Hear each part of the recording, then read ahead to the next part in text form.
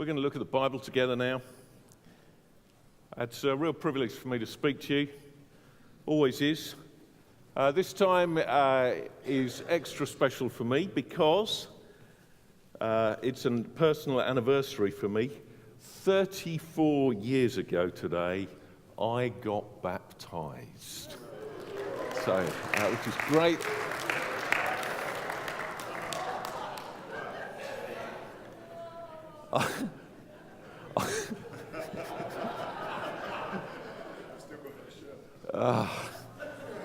I don't still wear that shirt. I am the pasty-looking young teen in the middle, just in case you've never seen someone get baptized. Just a few moments before stepping into something like a human sheep dip, I attempted a few words about my life. My brand new life in Jesus. And this is me. Now, if my memory serves me correctly, I had put my hand in my pocket because I was so nervous and so excited. It was the only way I could keep my arms still. But there I was determined that I would remember the decision I made and the words that I was trying to say on that day. So I carefully folded the small page that I had, and I've kept it tucked in a Bible at home ever since. It doesn't actually say very much, but it ends like this. I'm wanting to be baptized and show God that I love him. Oh, I still do. So it is a huge privilege for me today to speak to you about brand new, about a life that can be transformed by the one you love, the one that I love. But it's also so important because this is something we need. I became a Christian, I got baptized because I needed to. We're talking about brand new because each of us needs brand new in Jesus. Christianity isn't some sort of prop. It's for people who recognize that their life isn't worth propping up. When we start this brand new life, we do so because we need to. We all need brand new in Jesus. If we don't get that, we'll probably think that Christianity is some sort of leg up in life for people who want some sort of leg up or maybe feel they can't manage it any other way. If you want self-help, you're in the wrong warehouse. Christianity is about brand new in Jesus. When we do get that it's a brand new life in Jesus, there are some really important things that the Bible tells us about living that brand new life where Jesus transforms everything. What we're going to do is look at just a few of those important words from a part of the Bible called Hebrews. Hebrews, and the beginning of chapter 12. Just before that, in the previous chapter, no surprises, the previous chapter is chapter 11. There are people and communities that are written about who lived God's brand new life. And now some of them saw God do amazing things, and others saw nothing. And yet they still lived absolutely certain to the end of their life that God is amazing. He's the brand new one. And so right after this catalogue, this crowd of people, there's words for others that include us about living brand new in Jesus. I'm going to read them now. You'll see them up on the screen. Therefore, since we are surrounded by so great a cloud of witnesses, let us also lay aside every weight and sin which clings so closely. And let us run with endurance the race that is marked, that's set before us. Looking to Jesus, the founder and perfecter of our faith, who for the joy that was set before him endured the cross, despising the shame, and is seated at the right hand of the throne of God.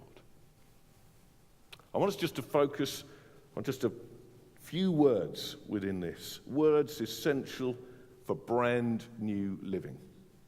And they're this: let us also lay aside every weight. So, where do I begin with that? Firstly, the word also. It's a small word, it's a really important one. Because the also is inviting us to be like all the brand new others, that great crowd of witnesses that is surrounding us. I don't know what you think when you figure you might be surrounded. Could sound slightly intimidating, I suppose. This it's not meant to be. It's not in a hands up, come out, you're surrounded kind of way. It's meant to be with a sort of safety in numbers kind of way. What it's saying is, you also are on the brand new team. To use a cycling analogy, you also are in the peloton. You're surrounded. This crowd are bearing witness to what is possible by faith. What a brand new life can really be like. Why do I say that's important? Because, and why do I want to focus on that? Of all the things that I could say, there's a whole chunk of things. Why am I drawing your attention to that in this time right now? Because a brand new life where Jesus is transforming everything is a life that we run with endurance. That's pretty clear. You can see that there. And so I think one of the first things we can think when we might think about a brand new life, let alone enduring in life, is, I don't know if I can do that. Surely not me. I mean, it's too hard. It's not possible. How could anybody stick at this? How can anybody endure like that? I don't know. We see other people, and I don't know whether seeing other people helps us to endure or not, to stick at stuff in our days. We see what they are also doing, and it seems like they've taken great care to show us that their life is so whizzy, so amazing, so unachievable for us. You've only got to look at social media to find that. And you'd think, don't bother looking this good, sounding that way, or trying to get where I've been and what I've done. We can feel surrounded by people in life in ways that can put us off. Quite easily, we make comparisons that don't necessarily encourage us. They can discourage us. You can try it if you want. There'll be someone online who'll sell you a product to make sure that you can. But by the time you've got that, they'll have another product for you. That is some kind of dangerous distraction. That's not the kind of also that we're seeing here. It's a pretty unhealthy diversion from any kind of brand new life in Jesus, because this biblical also is really different. We can also do what a great crowd has borne witness to. You can do what this great crowd in Hebrews 11 has borne witness to. They endured. Will you? Because you also are an also. You're an also. I don't know whether we want to be that. Sometimes, we've taken the idea that, no, we've got to be a not also, well, just me. The Bible counts us into stuff. You're part of your brand new is being another one in that great crowd. You're invited to be an also. Tell someone near you, you're an also. Yes.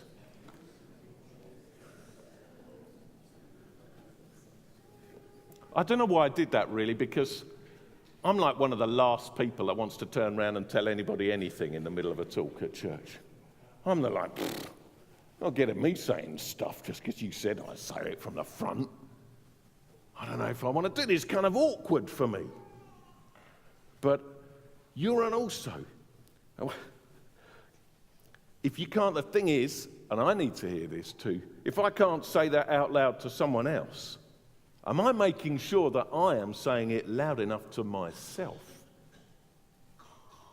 What about you? Maybe we all need to tell ourselves we're an also. I'm not going to ask you to say that out loud or anything, but I hope you're saying it loud enough to yourself, that you're counted in God. Because it's important, when you're in the crowd, you get to surround other people too. When you're an also, you get to show other people what a brand new life is really like. You get to show them what you proved in however many weeks, days, years you've had the opportunity to do so. What sort of role model for brand new will you be? And one of the things this passage recognises is that in order to be a role model for brand new, it's an issue of weight. I don't know if I can say that, but the next thing I want to speak about is weight. Dear me, it's slightly taboo because I'm going to talk about weight loss for a few minutes here. Weight is terribly taboo in this country, in our culture. I'm told elsewhere in other parts of the world it's considered quite polite, quite important to comment on other people's weight. If you go to China or parts of China, it's a way of showing them that you care. Oh, I'm really pleased to see you put on some weight. Would be a compliment in China. And equally, oh dear, oh, you seem to have lost some weight. Are you okay? Would be a polite question in China. There we go. But right here, we're not sure if we want to talk about weight. But in the Bible, these words from Hebrews are talking about Jesus transforming everything using the idea of endurance running. Now, I have to confess, I don't actually know very much about endurance running, but I understand the idea that endurance athletes are pretty trim.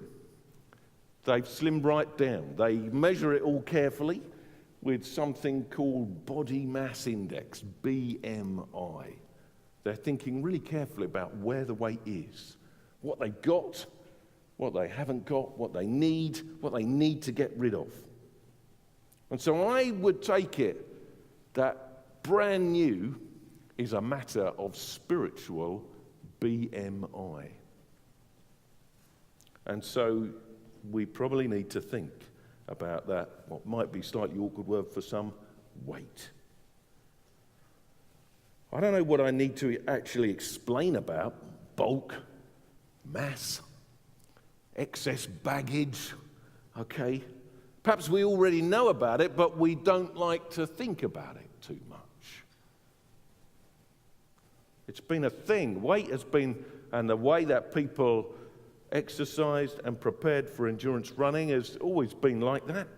Right back from Bible times, it would have been a thing when the writer to the Hebrews was talking about laying aside every weight in order to run an endurance race. In those days, they worked hard to rid themselves of any kind of weight. They needed to know that if they were going to keep going, they were only going to carry what they really needed to. in order to go the distance. Is that how we think about our lives as Christians? They were thinking about weight that was in them and weight that was on them. And so they had special kind of gear for their athletic endeavors. At this point, it seems necessary to have a prop. And at this point, I considered holding up some Lycra. But frankly, I don't like this stuff. And I would have had to borrow it off of Kieran. And with the best will in the world, Kieran, I don't wish to touch your Lycra. That's just how it is. So in this box, I have got, the sort of outfit that an endurance runner would have worn in Bible days.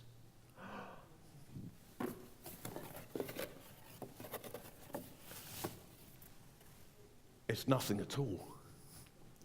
They were starkers, not a stitch. It's shocking. Well, except for perhaps one thing.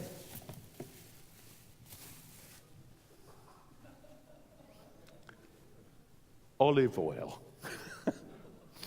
They rub down in olive oil. Now, in lieu of Kieran's Lycra, I did ask him if at this stage he would, just, there's a little bit in the bottle. I don't know if it'll go far enough, Kieran. For some reason, he thought that would be distracting to you. And maybe it is. Maybe it's that point at which we need to stop thinking about that. It becomes a hindrance to us too. But the thing is, they took really seriously what they were going to wear and what they weren't going to wear, what they were going to carry with them and what they weren't going to carry with them. There's a number of reasons why they wore olive oil. Some of them are a bit random, but one of them is understood that they thought it would mean that dust was less likely to cling to them, to stick to them, if they just smoothed their whole body down by wearing. In other words, they were like saying, I'm not even going to carry a speck if I am going to endure. And I think that's challenging to us. Let us also lay aside every weight. What are we going to do to ensure that we are traveling suitably light in this brand new life? It's provocative to us. How aware are we of our weight? Are we even thinking about specks and whether or not they are on us? In order to travel light, how seriously are we taking? What sense do we have of weights and things that hinder it? Do we see it? Can other people see it obviously in us or on us?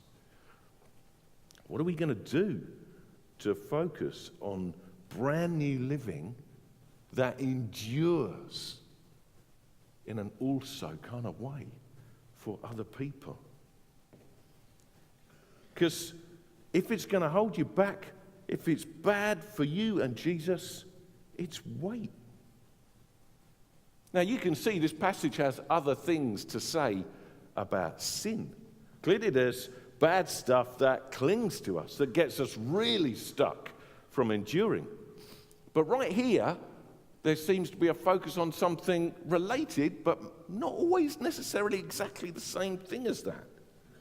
Because this is not just saying avoid the bad stuff, but do you know what? Think about the stuff that you're not sure whether it's bad or not, but you will not need it if you're going to endure. Because that is going to hinder you. You need to shed that kind of weight.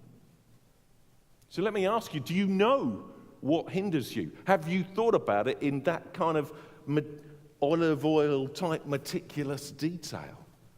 Every part of me, I don't want anything weighing down me, catching onto me in any part of my life.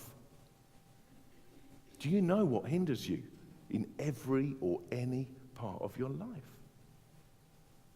Well, here's my tip for finding out. Why don't you try going faster and further for Jesus.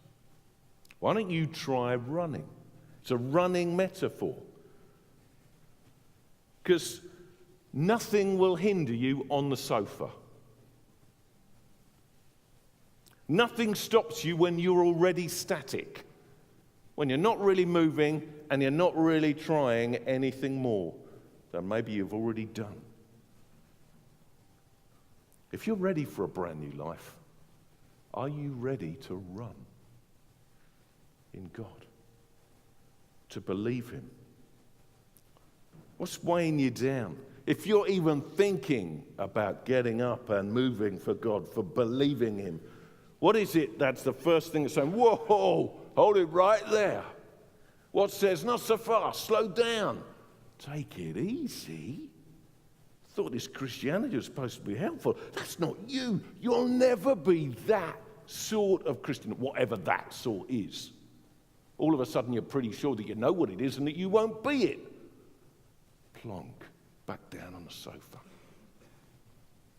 That's weight, and that's your weight. That's the one that you need to recognize. Now, occasionally people carry different things.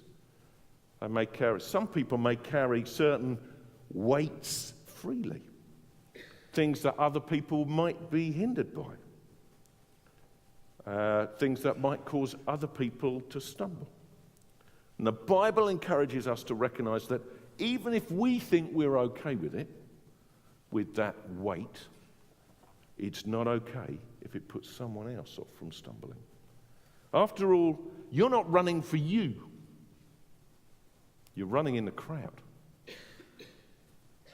You're running because you are someone else's crowd of witnesses. What is it in your life that other people are going to see that is brand new in Jesus? When you know what will slow you down in brand new living, how far will you go to avoid carrying it? What kind of way will you treat yourself? Think about your own life, your spiritual being, in terms of what you want to carry and what you need to shed. What would it mean to avoid even the dust of things that might hinder you? And that's where we move to the next word that we have here. Every. Because brand new is not partial. It's not nearly new. It's not as good as new. It's not one careful owner or lovingly restored. Brand new is not mint in the box. That's unused. Brand new is something else completely. It's different. Christians have a special word for that something else, which you maybe don't hear so much these days, but it's important. Holy. Holy means everything is different. God's way. Brand new is holy because Jesus transforms everything. Now, again, I'm no endurance athlete. I don't know much about how they train. But I believe I'm right in saying that at times they focus part of their training on one single aspect of their discipline. It may be they're thinking of one part of how they compete, and they'll really zoom in and focus, trying to refine that. And if they're going to endure, they will need to consider everything. They can't say, well, I run well because, I've exercised this leg. This leg is at its peak performance. I've been focusing on it now for several months. Look at it move. What an athlete. I'm going to endure with this leg.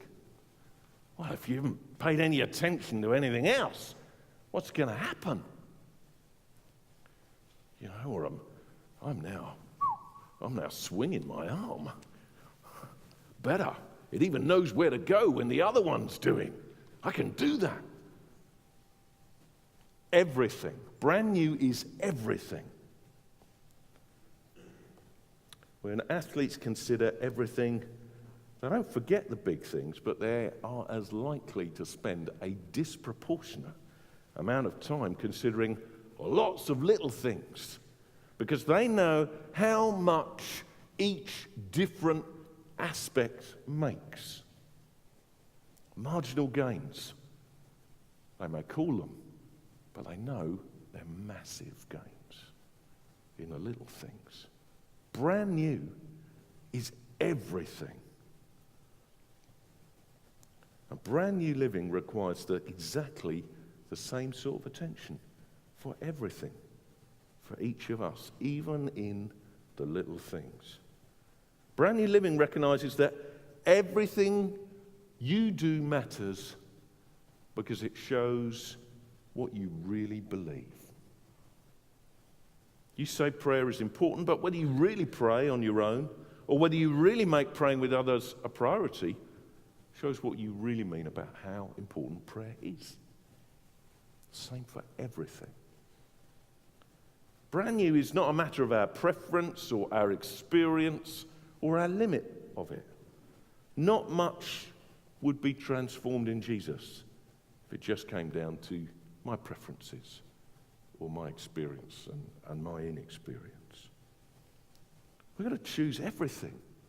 We may choose things that may seem right and then suddenly, I don't know if they are anymore. Anything. Recently, Carol and I decided to stop watching a particular TV drama that we'd followed for a series or two. I mean, there wasn't any nudity or any violence or bad language for that, and frankly, that's quite hard to find on TV. But we still decided it was a hindrance, it was a weight for us. Why was that? It was because over the course of the series, the characters began doing and saying things that, frankly, I wouldn't do. They were, and I wouldn't encourage any of you to do. And I'm watching them for entertainment, thinking, I don't live like that. I don't want people to live like that. Why am I watching people live like that for entertainment? That's odd. It's not odd, it's a waste of life. It is not brand new living. It wasn't going to transform me in any way to be more like Jesus. And so for us, that became part of our every week. When I got baptized and said, God, I wanted to show him I love him, it wasn't showing God that I loved him. So, just a TV program. Why bother? What might every mean for you? What are you looking at? What are you watching?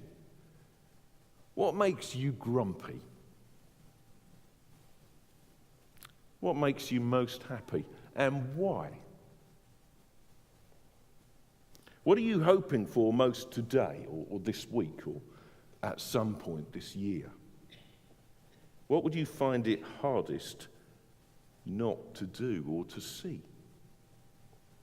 What are you holding on tightest to in life?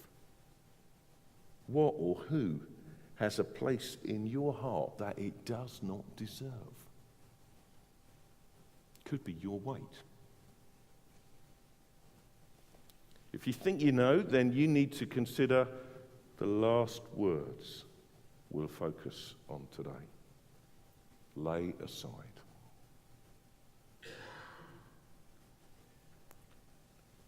It means take off, put off yourself. Some say cast off. It's about separation and distance. Lay aside, I must say, feels slightly tidy, doesn't it? Have you folded it before you've laid it aside? Have you just put it down there? Lay aside might be sort of, well, that'll do nicely for later. Just put that tidily next to the other things I've laid aside. No! Lay them aside! That's what it means, be shot of it. Don't need it. We're done. Don't let it rule you, tell you what to do or to think. We live in an age that wants to kick us around in the ways we do and think any which way. Think about it. I mean, the sorts of things that get said in our day. I can be whatever I want to be. I have to be honest to who I really am. Now, I don't know about you, but as I think about those two things, they can't both be right, can they? Either you can be whatever you want to be, which probably means you can change, or you have to be honest to who you really am, which means you'll never change. And yet, people are glad to use which one. I guess they're not trying to be right. Usually I think perhaps they're trying not to feel guilty for being or doing whatever they want to be or do at that moment in time. But when we live a brand new life, we have a different focus than simply what I want. Because brand new living is about God, who He is, and who He says I am. Brand new living, it puts off, it takes off, it throws away anything that might not say, I love God, and I'm doing this to show Him how much I love Him.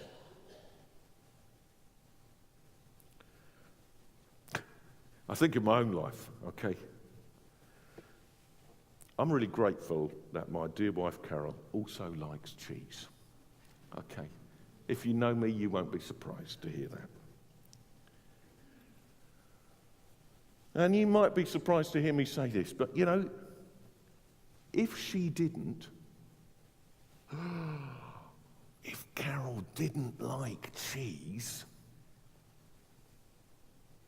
it's only cheese. And I love her. What am I going to choose? Am I going to, sneak around? Quick, where's the crackers? I love Carol. It's only cheese. How much more do I want to show God that I love Him? That's what He's getting at with lay aside. How much more, when we are aware that we live our lives in the presence of the one who loves us, that we can live every moment in His presence to show Him that He loves Him, that we love Him, what will we choose? Surely it's an easy choice to lay aside.